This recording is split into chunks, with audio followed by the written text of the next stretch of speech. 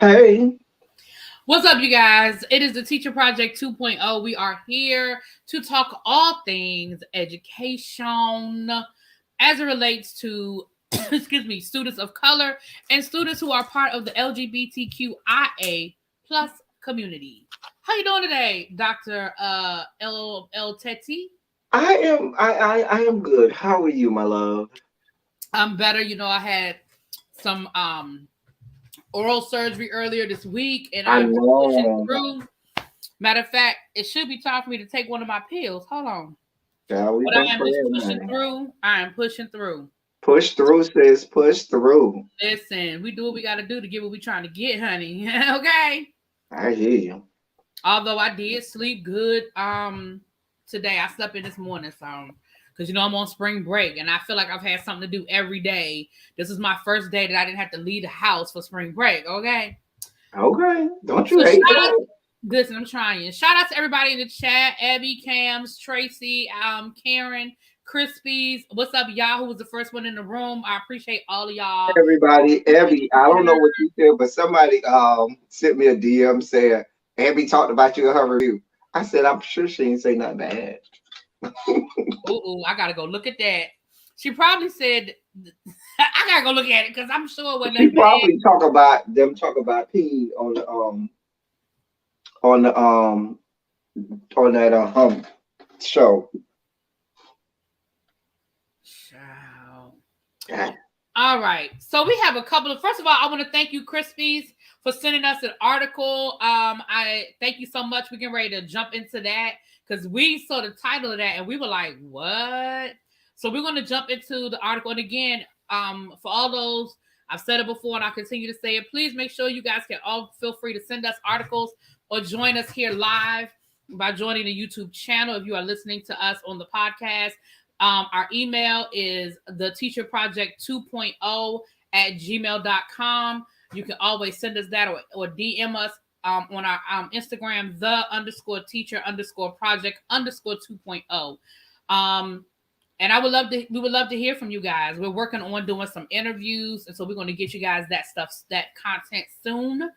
But this first article is coming from a long time subscriber, follower, supporter, and fellow educator. Okay, so thank you so much. Let's read through it, and I sent you the link, and I'll put the link in the chat in a second. No, I didn't send you the link, did I? I don't think you did. I'm telling a lie that I didn't. Hold on, let me forward you this email real quick before we get started. Way to go. Say what? Way to go. Don't make me do that. Don't make me get ugly in here with these people now. I thought I sent it to you. Acting up. I thought I had sent it to you. Now don't make me get ugly. Now, anime. Don't act up in front of the people, anime. Child. Mm-hmm. Okay. All right. Y'all see how she do me? Anyway. All right. You have the article now. Leave me alone. Okay. Oh shoot, no, you don't. All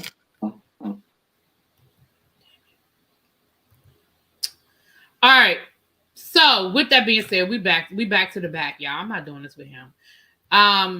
This article is coming from, like I said, Crispies. An article goes as follows. Placentia Yoruba Linda School Board votes to ban critical race theory. And this is coming out of California. This is April the 13th. And this is coming from Channel 7, the ABC News affiliate in that area. So the Placentia Yoruba Linda School District has voted to ban the teaching of critical race theory in its classrooms. On Wednesday evening, the board made some changes to the ban before passing it by a vote of 3-2. Our change was aimed at convincing the College Board to keep its advanced placement design on some courses, even if certain topics are not allowed to be discussed. That doesn't even make sense. I'll come back to that.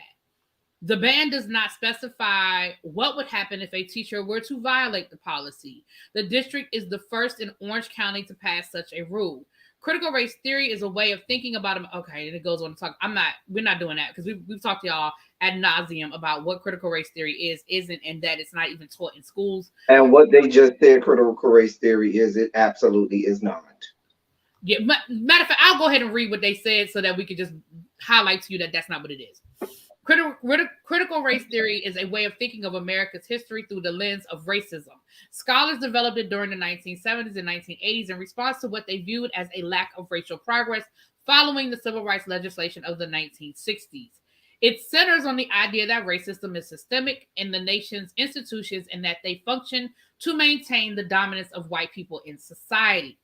The architects of the theory argue that the United States was founded on the theft of land and labor, and the federal law has preserved the unequal treatment of people on the basis of race. Where's the line?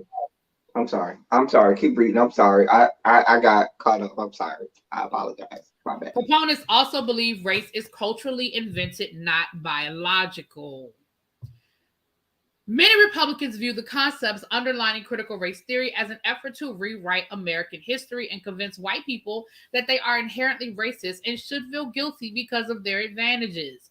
But the theory has also become somewhat of a catch-all phrase to describe racial concepts some conservatives find objectionable, such as white privilege, systemic inequality, and inherent bias. The District Board of Education Wednesday heard arguments for and against the ban, with the majority there speaking out against the ban. Leandra Blades, a member of the Board of Education, said Thursday in an interview with Eyewitness News that she made good on her campaign promise by voting to ban critical race theory, also referred to as CRT. I campaigned on banning CRT and keeping a lot of social justice issues and kind of just the outside noise out of school and returning to traditional curriculum. Woosah. Traditional curriculum, woosah. Okay. Tyrone Howard, a professor of education at UCLA, says CRT is typically a graduate level course, and after studying hundreds of school districts across the nation, he has yet to see it taught at the K through 12 level. I wish I could highlight that on the screen. It looks like the impact of race on legal opportunities and legal fairness, he explained. He said that there are much greater issues around racism to tackle in our nation's education system. We can ban critical race theory, but when are we going to ban the critical discrepancies that exist in schools across the country where Black and brown children continue to not get the same opportunities as their white counterparts? He also he said the growing movement across the nation is an attempt to erasure of radical injustices in the nation's past and present. I think it speaks to larger fears around talking about race and racism in our country, and I think that's the root.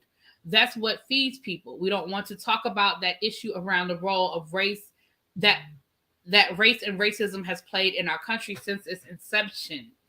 Teachers are still expected to stick to the curriculum, he argues. Everything has stayed the same, and it's just saying in your supplemental curriculum and the way that teachers are teaching, we need to teach what is geared towards our district curriculum and not through a critical race theory lens, which may believe is through a racist lens. Some at Tuesday's meeting accused the trustees of allowing politics to influence the board's decision. I did not enter the Capitol. Nothing happened when I went there because I was a supporter for President Trump. And I went to see him at what could have been the last speech that he ever gave. And I'm not ashamed of doing that. So my politics play no role in my decisions. I'm doing what I skipped something. My bad. Let me rewind. When asked who CRT is racist against, Blaze replied, it is racist against white people. Blaze has faced criticism for attending a rally outside of the Capitol. Okay, and then it went on to say what I said. My apologies, y'all. I skipped that. I'm doing what I was elected to do, and I'm doing what my constituents want. So this, I was going to call her name. Bite my tongue. So she was at the Capitol, and that's who was elected to decide what your children going to learn in school.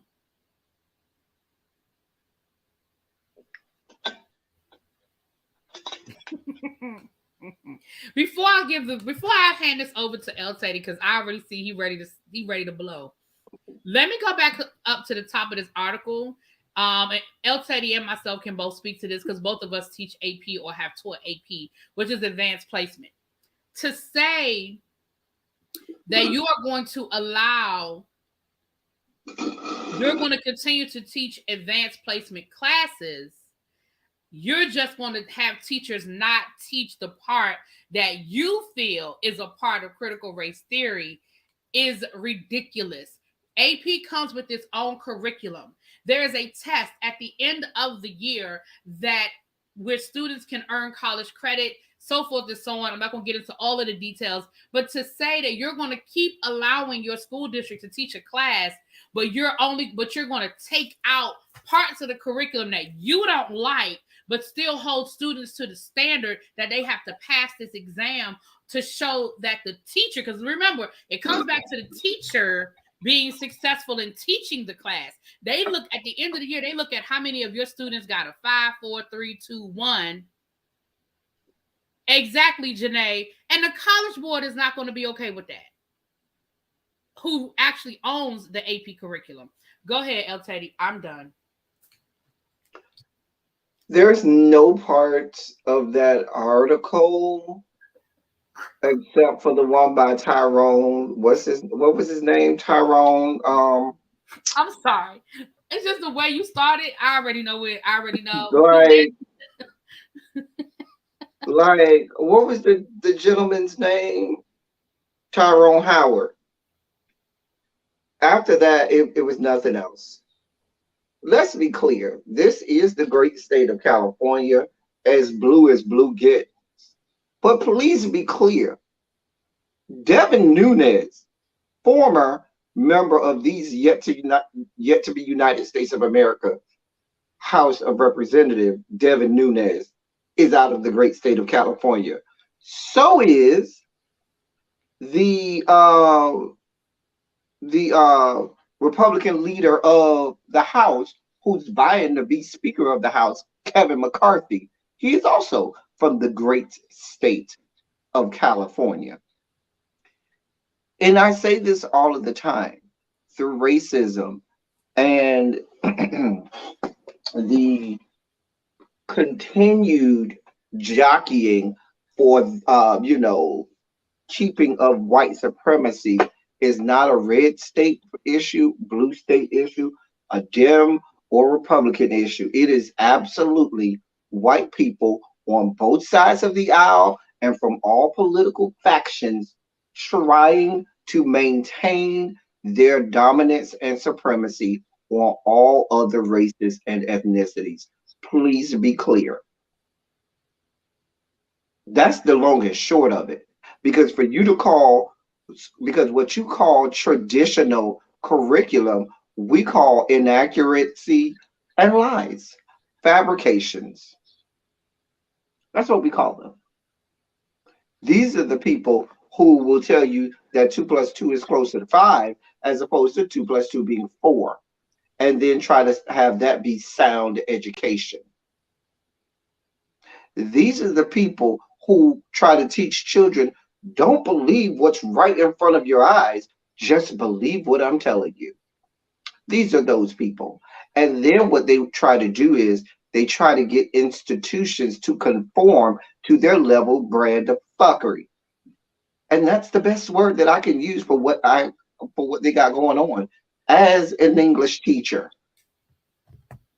Because that's what she's trying to do. She's trying to have College Board and the makers of AP tests, and I'm sure all kinds of other tests, conform to their standard of what they believe education to be. Mm-hmm. Not what real education is. They want to change the goalposts and have everybody else conform to their changes, not follow the goalpost set. A mess. You can go to the article, because I don't want no parts of this article. There's nothing in this article I want no parts of. Moving on. But thank you, Crispies, for that, because, baby, that's a whole mess right there. That is a whole mess right there. All right. Moving. After article, like, you got the Well, do you want? Well, you sent another Sugar Spike article. Do you want that one too, or do you want Sure, to wait? let's get all our sugar spikes out of the way now. Might as well Okay. spike on out since we're here. All right. We Well, already here. okay. Let me go on and get to the link. Oh, I forgot to drop that link in the chat. Hold on. Let me drop that link in the chat. So that's the link to that article that's in the chat, and I'll drop this link in a second. Right-wing college expanding charter school network to combat progressive teaching. This is April 11th, and this is coming from Common Dreams website. A great website, great website. Okay. Hillsdale College, a small conservative undergraduate institution in southern Michigan with ties to Republican elites, is expanding its nationwide network of K-12 charter schools in an attempt to take its battle against what it calls progressive and leftist academics to an even younger audience. Thanks to donations from right-wing benefactors, Hillsdale has helped open about a dozen so-called classical charter schools, which emphasize the centrality. 2 dozen, not 1 dozen, 2 dozen. Yeah. Oh, did I say 1 dozen? I'm sorry. Oh, 2 dozen. You're right. Western tradition. The endeavor is on the cusp of more than doubling the size of the Times reported because Republican Tennessee Governor Bill Lee recently invited the college to start 50 schools in the state using public funds, including $32 million earmarked for charter facilities. See, that's my problem with charter schools, but that's a whole nother conversation for a whole nother day. You're taking public funds to start charter schools. But anyway, moving on. The newspaper noted the following. The Hillsdale charter schools are neither owned nor managed by Hillsdale. Instead, the schools enter agreements to use the Hillsdale curriculum, and the college provides training for faculty and staff, as well as other assistants, all free of charge. By offering these services, Hillsdale seems to be trying to thread a needle, creating a vast K-12 network that embraces its pedagogy and conservative philosophy, in many cases taught by its graduates, while tapping into government money to run the schools. In the wake of the 1776 Commission led by former President Donald Trump, Hillsdale developed the 1776 curriculum, which seeks to portray the United States as an exceptionally good country. According to the Times, the college has been criticized for its glossy spin on American history, as well as its ideological tilt on topics like affirmative action. Educators and historians have also raised questions about other instruction at Hillsdale's charter schools, citing their negative take on the New Deal and the Great Society and cursory presentation of global warming. Like Trump, who called for a patriotic education, Lee wants to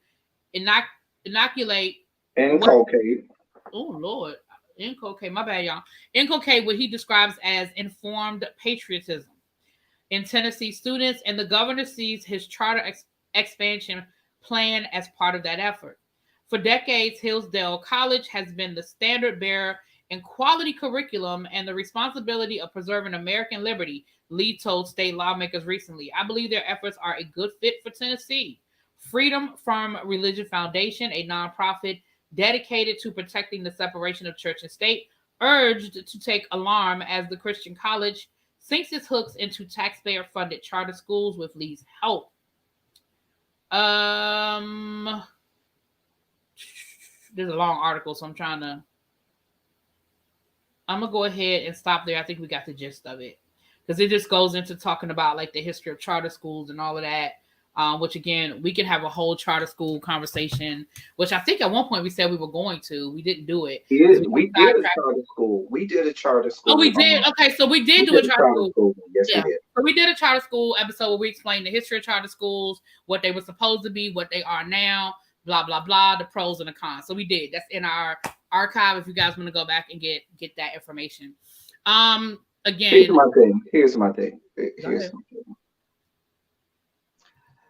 This charter school system, even before the great state of Tennessee decided that they wanted 50 charter schools that emanate from this college, was already in 13 states with K through 12.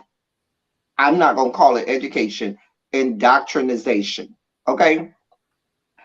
And this has been going on since 2010. So that means for at least the last 12 years, and this is not the only one, this is just one example of indoctrination that we have that is taking the place of education. And they came right out and told you, oh, we have the 1776 curriculum, which blatantly tells false truths, which Yeah. blatantly changes history and tries to paint a picture that makes it as if everything they did was good and right. But there's nobody here trying to stop that from going on. We have blatant telling of false truths, you know, all types of fallacies, fabrications, and the like. There ain't one politician across the fruited plains, not even on the goddamn Democratic side, that is saying anything that goes against what's going on here. However, it's been allowed to go on for well over a decade. But you got people over here losing their minds about CRT being taught in K through 12, and they can't find a single case where it's being taught anywhere across the fruited plains. But this is being taught, has been taught, continues to be taught, and as you can see, is being proliferated. Yep. Ain't nobody said a word. Nobody on neither side of the aisle. Nobody said a word. Ain't nobody screaming holy hell. Ain't nobody said nothing. And they're open with it. They said, oh, Donald Trump had the 1776 commission. Oh, we're here for it. We're going to call it the 1776 curriculum.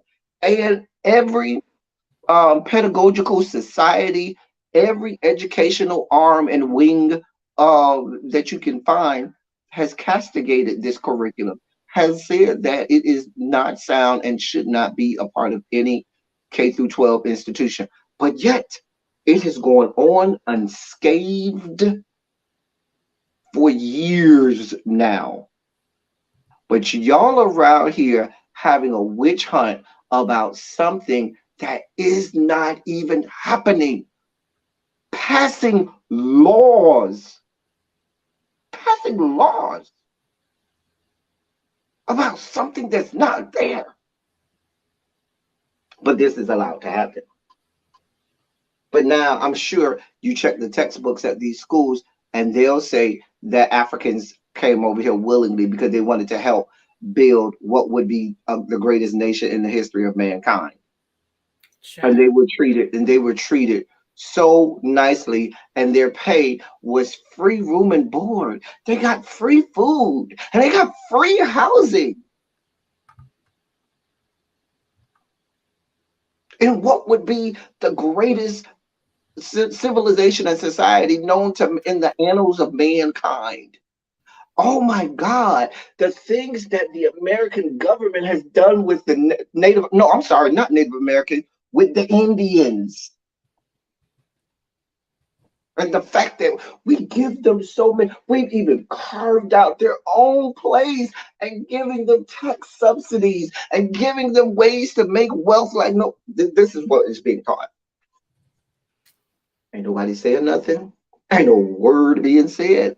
Ain't not a politician said nothing. But now we're going to open 50 schools, not 1 5, 50, that will take $32 million of taxpayer money to open schools that have told you that they are about to indoctrinate more white supremacy across the great state of Tennessee. So when y'all try to tell me I believe the children are our future, I don't know what future you're looking at.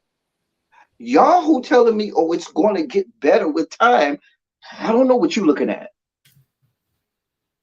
I'm sorry, I'm taking too much time. Go ahead, really, because I can go because I'm You're not asked. taking too much time. I'm just letting you, Okay. I'm just letting you know. I'm just listening. So we went on and got them out the way, honey. We went on and got them out the way, which actually leads me directly into our next topic, which we've actually been talking about for the last couple of episodes, honestly. And again, you guys, I urge you, I'm gonna go back in the archives and repost it. I urge you guys to go back and look at our history of charter schools and find out what the original purpose of charter schools was, and where versus where we are today, and why you guys in your local area need to be very conscious about what's going on with the charter school system, who's actually paying for charter schools, and what charter schools actually are. Because charter schools are sold as one thing that they're not really, in most areas, are not being used for properly. I'll just put it that way. All right. But that honestly leads us directly into our next topic, which, like we've been telling you guys, we are in the middle of a crisis in education, you guys. There is a teacher shortage. We talked about it in the last episode. I feel like we talked about it in the last couple of episodes. And I even told you guys that I'm working on securing some interviews with people who have left the profession for whatever reason to find out, in their own words, why they're leaving education. So let's read it. This is coming from The Hill, I believe. Teacher shortage prompts school district shift to a 4-day week. The Texas school district is shifting to Texas school district, is shifting to a 4-day week for the upcoming school year and providing financial incentives to teachers and other staff amid a nationwide shortage. The Jasper Independent School District announced the changes last month after the school board voted unanimously on the shortened week and to offer $3,000 retention bonus to teachers and $1,500 to staff, each to be paid in 3 installments. Funding will be drawn from the Elementary and Secondary School Emergency Relief Fund grant, which are part of the Federal CARES Act. That's money that the government gave school districts during the pandemic. All right. Jasper's ISD board of decisions were based in part on a collection of community and staff surveys, which gauged interest in the 4-day school week. Yet the new format will not officially begin until mid-October, and teachers would use Fridays as professional development days. District Superintendent, John Seibold told ABC's Good Morning America the updated model was prompted by long-term teacher burnout that was made more and more of an issue by the COVID-19 pandemic. The 4-day week kind of makes it a little more manageable for them because there's so much pressure placed on our teachers. As a school district, ultimately the best thing we can do for kids is to put the best possible teacher in front of them every day. Seibold said that the school district updates have aided it in filling vacancies, noting that they're getting multiple applications for every opening. Jasper joins other school districts that have adopted similar measures, including Devers, Athens. Several states have also implemented similar weekly scheduling changes. Let me ask you this question, El Teddy. Is that a long-term or short-term fix? Do you see that becoming the trend, or do they need to figure out a way to retain teachers? I think it's a short-term fix, and you trying to dangle $3,000, which is not a lot of money, is not going to do it. Especially if you split it up over 3 payments. By the time two, if you really wanted to do something, just make that Friday off for everybody. Damn professional development, because what you're gonna do is stick me in some goddamn meeting that I don't want to be in, and you talk about it. When we want to go postal, that's when you have us in these doggone meetings and professional developments where you just want to choke somebody who's talking at you about something you're never going to use in your classroom, or philosophizing on some stuff that they have no idea because they ain't been in a classroom since God was a child or never were in the classroom. And I'm sitting up here looking at you like, why am I here and why am I not home? Once again, that tells me that y'all don't understand what the real problem is. Like El Teddy just said, teacher burnout comes part of teacher burnout comes from the unnecessary bullshit that y'all make us jump through hoops about.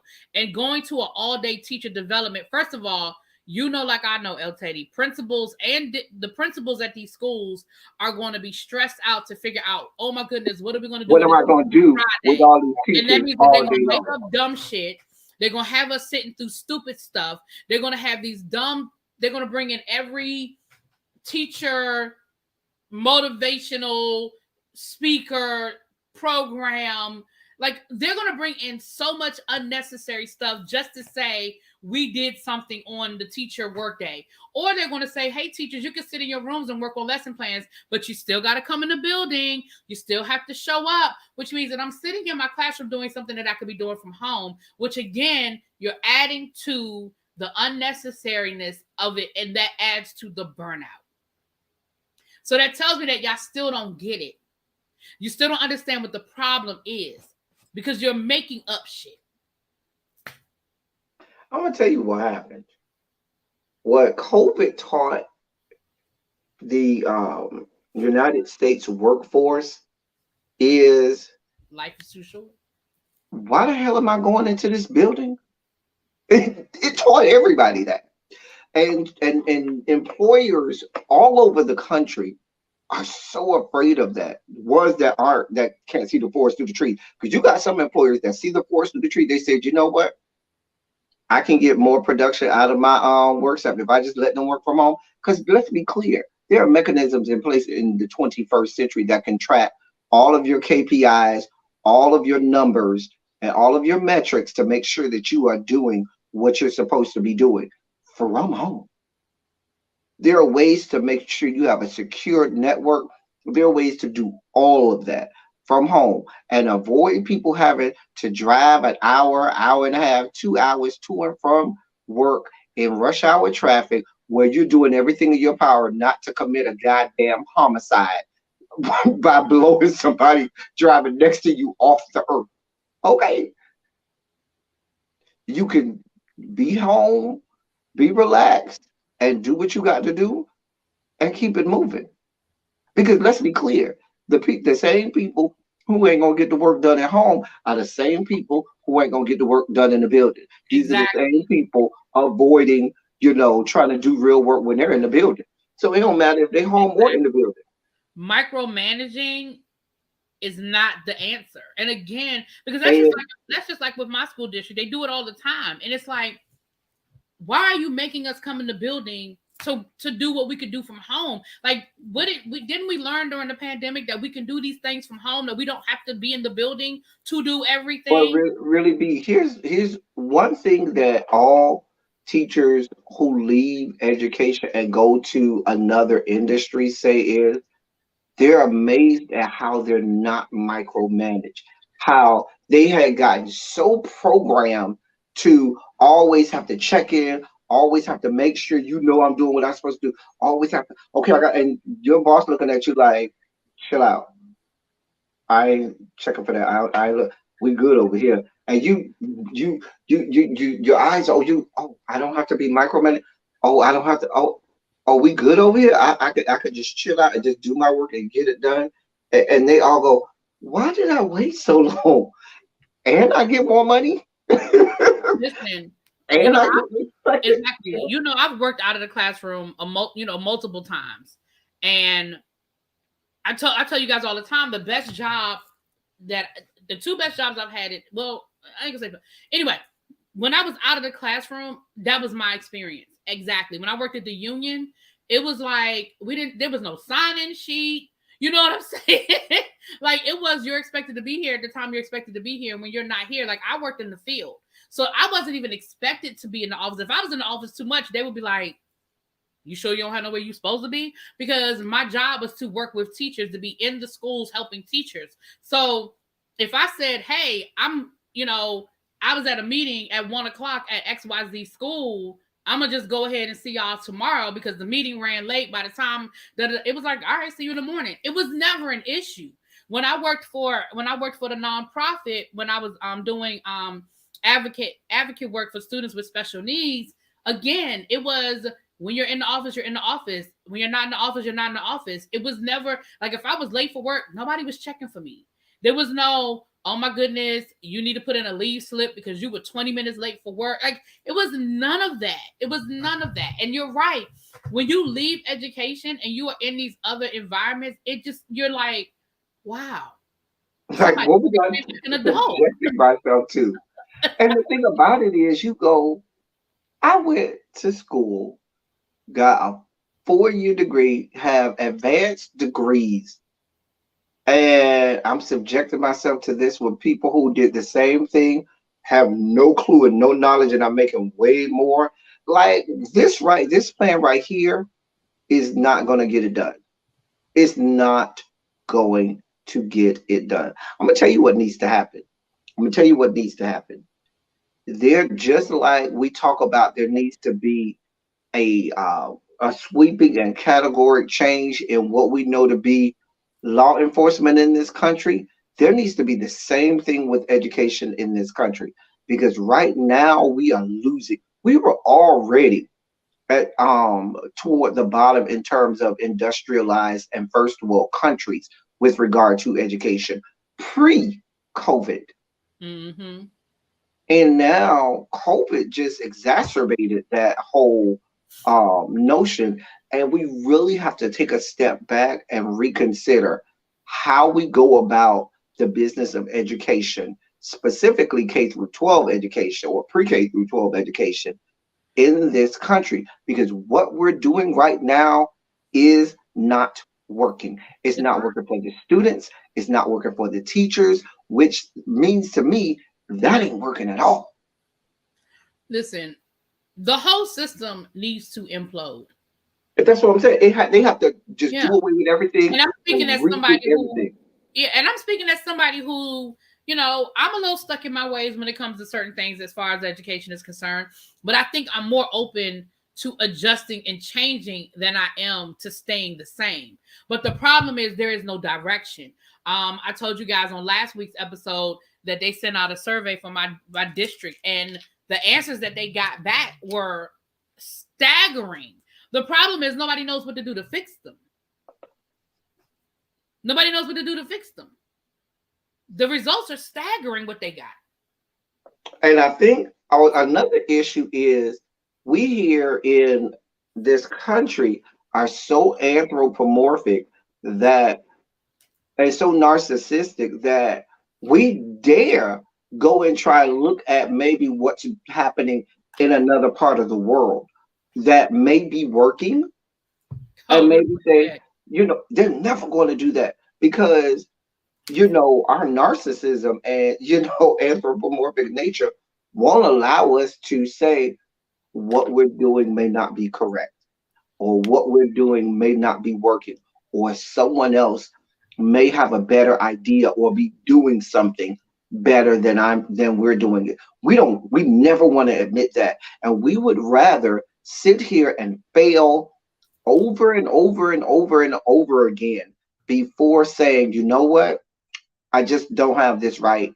And let me just go ahead and see if somebody can help me with that. It's just like that person that you see struggling with something. You say, hey, boo, just ask for help. And rather than ask for help, they just sit there and suffer and just fail over and over and over. And they're frustrated, wondering why they ain't working. And you say, hey, boo, because what you're doing ain't working. Now, we could show you the right way, but they refuse to want to take the right way. It's just idiocy.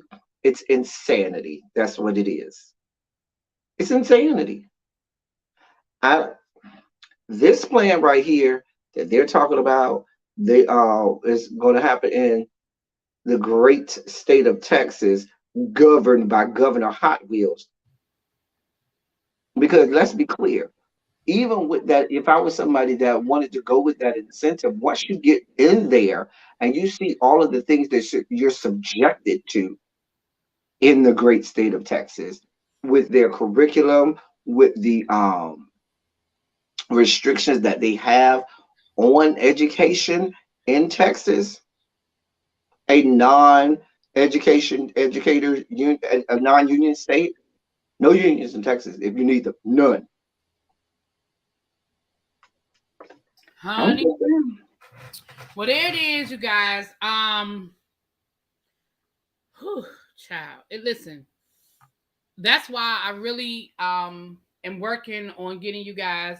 For those of you who aren't in education, most of you guys that are in our chat are allies, and I appreciate that. Most of you guys, even if you aren't in education, you are very understanding of what education is and all of the ins and outs and ups and downs.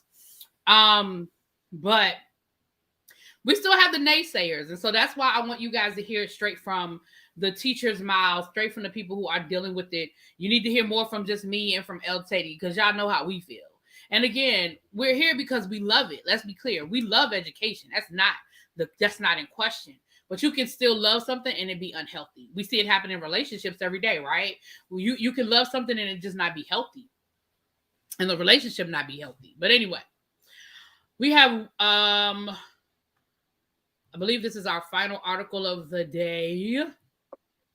We're actually keeping on time today, El Teddy. Right. That's because you brushed off when I was going down my sugar spike moment with the second article. You was like, okay, we're going to the third article. No, I let you know. You didn't even say that. You did not even have a comment. Don't do that. No. You did not even have a comment on that second article. You said, nope, not going to even let myself go down this road. Listen, I felt like you had said it all. Listen, let me tell you something. I felt like you had said it all. What was there left to say? I mean, what was there left to say? Like, the level of racist rhetoric that was in that article, I don't know what to do with. Like, I don't. Listen, the minute they started talking about that, first of all, you already know how I feel about charter schools. So whenever I see charter school in the title, I'm already your sugar level. I am already on go. And your sugar level should already. Exactly. And then they're gonna start school. They're gonna start school. Well, they're gonna expand their schools to combat the liberal media. Like, we already know what that means. Like, and then to see a governor say, "Come on over here to my state. I want to give you state money to have 50 schools instead of taking that money to improve the schools that we have." Because I bet you if we were to Google the ranking of school districts, Tennessee is near the bottom. But here's the funny part, really, B. These people are out here fighting this new phenomenon that they call CRT. Wouldn't that just be the antithesis of this foolery that's been going on for years now? They've had their stuff already in place for years. Let me shut up. Girl. Listen. What happened to my Red Bull? I ain't got no Red Bull in here. What kind of Red Bull is that? Like pomegranate? This is peach nectarine. It's so good. I have never heard of no peach nectarine Red Bull. Oh yeah, see, I get all the flavors. Peach nectarine is good. The goat is still watermelon. Watermelon. Red Bulls? Yes. Oh, the watermelon. They got so flavored Red Bulls. You know, Abby already got a Red Bull issue. Do not tell her about the flavor Red Bull. I got a watermelon sitting right over here if you need one. Moving on. So our last article is coming from The Root. You know how much we love The Root, y'all. A Black Virginia teacher says he's going to... Well, actually, this isn't our last article. We do have... Did you get the information that you were going to look up, El Teddy, on Hampton or no? I thought I sent you that. It's article. Not a whole article. It wasn't? Well, it didn't open up as an article. Google it right now. I got you. Go ahead. I got you. A Black Virginia teacher says he's going to sue a former student. It's not funny. I'm sorry. He's going to sue a former student for racist acts. This is coming from The Root, and this is from yesterday. A Black history teacher in Minchville High School in Newport News, Virginia. Abby, that's your neck of the woods, child. Says he's preparing to sue a former student for multiple racist acts the student allegedly committed against him, according to WAVY TV 10. What the teacher claims is nearly opposite of what allegedly occurred at a Chicago high school when a teacher was suspended for hanging a black doll in front of his classroom. Joel Mungo has been a history teacher at the high school for the past 21 years. He claims he has never faced any racism previously at the school. Mungo told the television news that starting in October of 2021, someone would leave a banana in the doorway of his classroom once a month in the exact same spot. After the sixth instance, Mungo said he had enough and reported the problem to the Menchville administrators, who pulled up surveillance cameras and found the 10th grade student who they believed to be responsible for the bananas. Mungo said it was clearly a deliberate act. He continued, I gave the student a chance to come clean. I asked him, hey, did you do this? He said no. He played dumb. No idea what you're talking about. I said, okay. Go down to the assistant principal. I'm the only black teacher he has. He has 6 other teachers. No other teachers were involved. Mungo says the student's parents were contacted. He was placed on a 2-day suspension and removed from Mungo's class. Initially, when the parents were contacted, the parents seemed to be truly embarrassed. Then, when the student was suspended and the parents were informed, then they were irate. It's 2022. Just to have some type of hate crime is absolutely ridiculous. I was sickened. I was highly upset. So upset, I took the next day off. I didn't go to work that Friday. I know that's right, Mungo. I wouldn't have went to work either. Mungo said, I'm just fed up with the racism around, especially at our academic institutions, coming from the HBCU and other colleges, the bomb threats, the nooses, the bananas, and now it's streaming into public education. It's time to take a stand and just let people know it will not be tolerated. I know I'm not tolerating it. You have to speak up. You can't allow it to go on because then it will just continue. We have to admit, suing a student seems off. Attorney Ali, I'm not going to even play with that name, told Newsweek. He has never heard of an instance in which a teacher sued a student. He also said that if he was Mungo's attorney, I would advise a teacher to consider a lawsuit against the school for supporting a hostile work environment via its negligent failure to dole out a reasonable punishment. A 2-day suspension is what a student should expect when he cheats on a test or gravely insults another student, he said.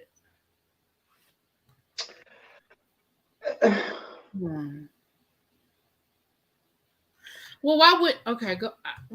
Here's my question. Now, I'm with you. Go ahead and you can take off. I'm with you.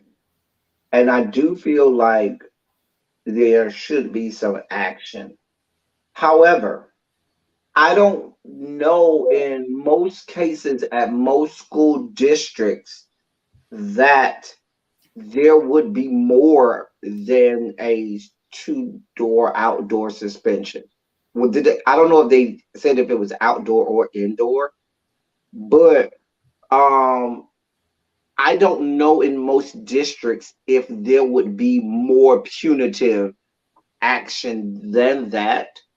So I just don't know if the school now, maybe I missed something. He did serve the suspension, did he not? Yeah. I guess. And so if he served the suspension and it's on his record, we have documented that this is someone who has performed a hate crime. Well, and I don't even know if I would consider that a crime, maybe a hate act, an act of hate and or racism. You know what I'm saying? It may be considered a hate crime. It could be. Would you look at maybe criminal? I don't. My question, I guess my question is, what do we believe would be correct or appropriate repercussions or consequences? I guess that's where I'm at with it. Okay, so here's where I stand. And I really hope nobody takes what I'm getting ready to say the wrong way. But my question is, after y'all proved that he did it and you gave him the punishment, did he stop harassing you or did he continue to harass you? Because from the article, and if I'm wrong, correct me, but from the article, it sounds like you didn't report it until it happened a 6th time. Then once you reported it, it sounds like the school pulled the cameras, got the student on tape, addressed the student, punished the student. So I guess my question is, what do you want? Are you That's punishing kind of you with me. Me and you are in the are same you place. Like, are you punishing the kid for being racist? I, what are you suing him for? right, that's my question. I really want to know, is he the scapegoat? Because there was this talk at the end about all of the racism and things happening at Yeah, you HBCUs and talk about colleges that across happening. America, and it's spilling into K through 12 public education. So is he supposed to wear all of that? And by you suing him, it's supposed to be symbolic or allegoric to you taking some compensatory damages against all of the racism going on. Like, because I feel like the school handled it, Yeah, and they I probably feel like did. the school handled it, and I don't see They in the did more article. than probably a lot of schools would do. Yeah, because and I could even see if in the article it said the harassment continued. Dot, dot, dot, dot, dot. And don't get me wrong, a banana, I get it. I understand what the intent is with leaving the banana. I get it. But I guess in the grand scheme of racist things somebody can do to you. And let's be clear, I don't even want. I'll say like this: there's so this is a high school student, a teenager. This is a definite racist prank that he's choosing to do. You Absolutely. might be that mean teacher that happens to be black, or he just may be racist and has a problem with black because you're the only black teacher. And the school said, you know what, we're not going to tolerate it. He's gone for 2 days. Parents, you could be as irate as you want to. He's going to serve these 2 days. He did. It will be on his permanent record. He will be removed from that class, from your class, so as not to have any more instances where he's even allowed to be, racist towards you. Now, unless you are going to tell me that that student continued to do something, or there continued to be acts that he were doing, that I don't know how you're going to win this lawsuit, I mean, because they even took the who kid out handled of it? the man's class. Like, I don't know. They I, took the student was reprimanded. The student served consequences. The student was removed from your class. What else do you want? Do you want him to go to jail? so they should accept the harassment because it's a high school kid. That's not what I'm saying at all, Evie. No, I'm not we're saying not accept the there. harassment. What I'm saying is it sounds like it was dealt with. That's what it. There's Yeah, nothing in that article that suggests that after this student was punished that the harassment continued or that it amped up.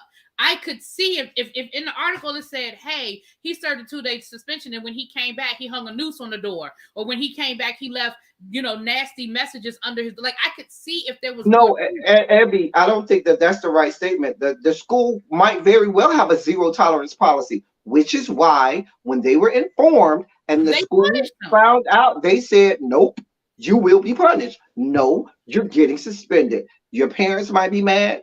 Get over it. To me, Yeah. that sounds like I zero don't tolerance. think That I is think zero tolerance, Yeah, I think what people need to understand is that a 2-day suspension is an extreme punishment for something.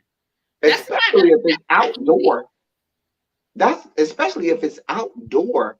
Yeah, if it was an out of school 2-day suspension, that's major. hmm That's the kind of stuff you get for fighting. Yeah, that's a major suspension. I mean, I could see if you would say, oh, all he got was a 1 day of detention. Okay, now we got a problem. I would like to have seen maybe something put in there that he had to have some sort of sensitivity training or something, racial, like to understand, you know what I mean? But other than that, Diversity yeah, training or something diversity like. training or something. But other than that, I guess where I'm sitting is, again, maybe I'm jaded from working in a school. Well, I mean, what do you want then?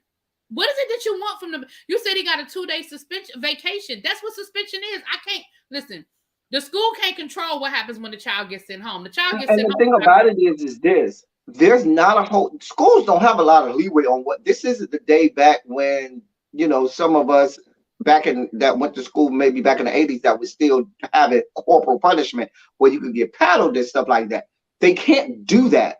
There's not a whole lot in terms of punitive damages that a school can do that you might think is, I mean, what exactly do you expect the school to do? They have a couple options. They have maybe detention, they have maybe indoor suspension, they have outdoor suspension. Outside of that, The there ain't a school, whole and it lot sounds that like a the school school can do. exercised everything that they could have done. I mean, again, if the article had went on to say that the harassment continued or that the parents came up to the school and cussed him out, because it seemed like it was going down that road where it said at first the parents seemed embarrassed, and then I was waiting for him to be like, oh, and then the parents got mad and was cussing the teacher out, but I didn't see that. I was waiting for that to happen. Um, Tracy says, what about the teacher's emotional distress? I understand that, but here's something that, and really be probably can tell you just as well as I can. The first thing I was taught when I first became a teacher is, baby, if you have any emotional and or psychological duress, distress, or whatever, you need to work out your soul salvation, or you might need to look for a new profession because this is not the place for that. And I'm not saying that you can't go through things, but understand you work in an environment where things are going to be done to you and things are going to happen to you and be said to you and or around you, that in most occupations and most professions you would lose your mind and be ready to blow the place up. But as educators, you can't do that. In the same vein, that is what's supposed to happen even for police officers in law enforcement, or for people who work in like corrections and things like that. When you have certain professions, you understand that there are things that go with that. And if you work in a high school environment, you understand, hey, I'm working in an environment where every day I'm probably going to have people say things to me or maybe try to do things to me that might cause me to want to choke the shit out of them. And that's the most delicate way I can put it. But you can't, because you you do take, you are supposed to go through courses, training, and so forth, and professional development that teaches you to deal with that, grapple with it. And they have employee assistance programs and things like that that you can take advantage of within the system that will help with your psychological well-being, mental and psychological well-being. I can't point fingers at the school in this situation, only because I feel like it, at least based on what was given to us, they handled it. Because if you notice, he didn't talk about suing the school. He ain't talking about suing the school because let's be clear, where's the money at? The school. If you're trying to sue somebody, the school is where you want to go. They the ones who got all the money and will probably settle outside of court before it even gets to that point if you got a good case. But he ain't trying to do that because, like I said, the school, in terms of what they gave us, looks like they handled everything the right way. Everybody can't be a teacher either. It's not built for everybody. Yeah, I don't know. Like I said, and and again, I don't want to take away from that man's experience. I'm sorry, because he said that in 21 years of teaching, that's the first time he's ever dealt with racism. And he down there in Virginia. I That's don't saying believe a that. lie. I don't believe that. With a name like Mungo, I don't believe it. I don't believe it I don't either. believe that. That'd be like me as a teacher who's taught for X amount of years saying, I ain't never had a student make a gay joke at me. Like what? That's like me saying I ain't never had a fat joke. Right. It's so bad. Watch this. You know, it's so bad on the first day of school. I have a whole 10 or 15 minutes. Let me get it out the way now. Let me call myself all the names you about to call me. Let me go down this grocery list of names that you about to give. Let me go down this grocery list of jokes, reads, and everything that you think that you're gonna make at me because of what your perceived notion of what my sexuality or whatever is. And please be clear, if you can't give me a joke that's better than something that I have heard or experienced before, it's going to be death and damnation in terms of punishment. Now, if you come at me and say, Dr. L, and go at me and I ain't never heard it before, and I'll be like, oh, now you put some thought in that. You did that. I might not even send you down. I might be like, you know what? See me after class and be like, That was good, but don't come up. I might be like, don't come up in my classroom with that no more. Cause I done heard it all. It's like nothing you finna tell me that I ain't heard before. So when you come at me with the foolishness, when you going down, I ain't because you bored me to death. You bored me. You tried me thinking that I would, or like you like that's gonna bother me. Child. Anyway, so that's that. So this is our last story. I'm sorry. We said we were gonna try to find a feel-good story. So this, I think, is gonna be our feel-good story for this particular episode. This is coming from Black Enterprise Magazine. This is dated April the 11th, and it states the following. Hampton University dissolves all student balances for spring 2022 semester. The COVID-19 pandemic is still the cause of financial hardships for many families, including those carrying the load of paying for college expenses. Hampton University, an HBCU in Virginia, has jumped at the opportunity to provide financial and economic relief from a looming cost. Hampton University President Dr. Harvey announced that the university will be dissolving all outstanding student account balances for the spring 2022 semester and will not increase tuition fees, room, and board for the upcoming school year. In keeping with the university's efforts to help our students, there will be no increase to tuition, room, fees, and board for the 2022-23 academic year. Last August, the university made a similar announcement to alleviate financial burdens for undergraduate students. HU paid all outstanding balances owed by continuing undergraduate students enrolled at the end of the spring semester. To help assist with last year's costs, Hampton also issued a $200 book scholarship to all that's one book. Anyway, to all enrolled students for the spring. It's not a science book. It's not a science book at all. I'm sorry, y'all, for the spring 2022 semester. In April of 2022, Dr. and Ms. Harvey made a $100,000 matching donation, which provided each student on campus $100 to assist with travel costs. In May, the university sent direct deposits to each 2020 and 2021 graduate with a federal loan of a $500 toward repayment of the loan. Students who did not have student loans received reimbursement of $150. Well, this is pretty cool. According to WAVY, the university also announced last year that its campus minimum wage would increase to $15 per hour in the new school year. In addition, all faculty and staff were gifted at the end of the year with a bonus of $200. Woohoo! The holiday season is a time of caring. In that spirit, I'm giving every Hampton University employee appreciation bonus of $200 as a Christmas gift. It is my hope that the appreciation bonuses and the wage increase will be beneficial to you and your family. Okay. Listen, I have to applaud Hampton University because somebody might say, try to make light of it. Oh, it's just $100 here, $100 there. But literally, when you have thousands of students on campus, that money adds up. And when you got the president and his wife taking $100,000 of their own money, you know what I'm saying? They're writing. That's someone who you can say, no, I'm here for the education of Black students in this country. When the president is pushing, hey, we need to do what we can to relieve the financial burden on Black families around this country, and say, you know what? Don't worry about this, because that's sounds like 2 semesters. Because it sounds like they did it last fall as well, right? Yeah. And so what that sounds like to me, they said, you know what? Y'all got this on us.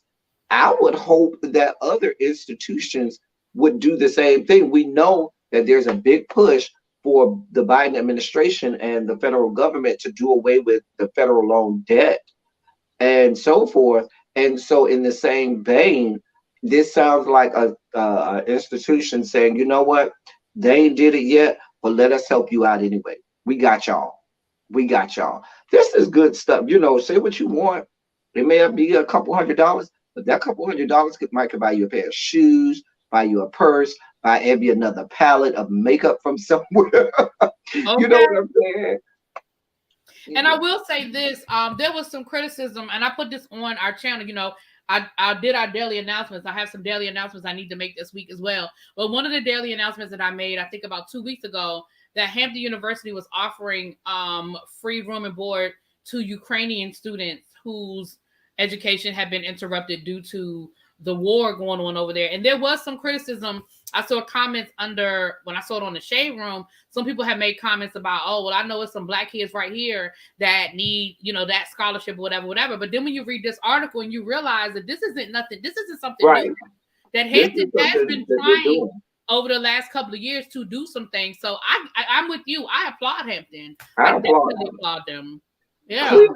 Clearly, that university president means that he's about the business of educating black students.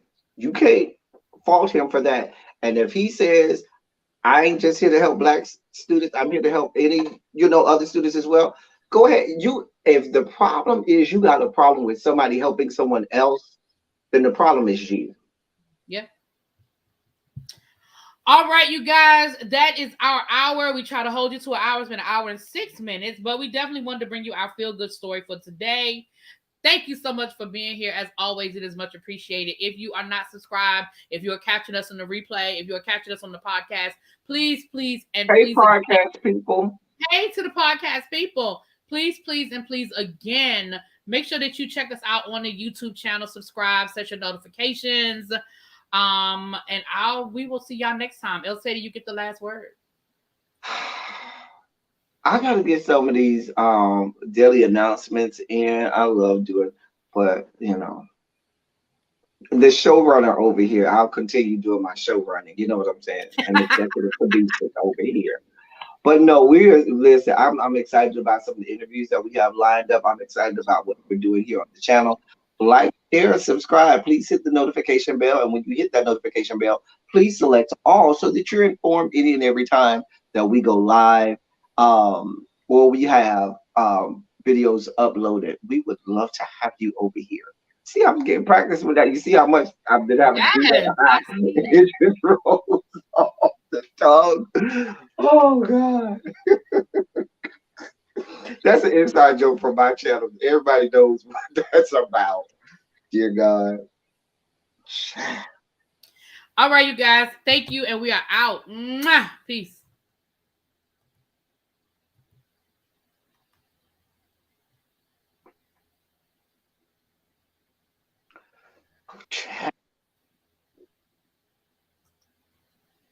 Why is it taking so long to end? I have no idea. But hey, people, if you're Uh-oh. still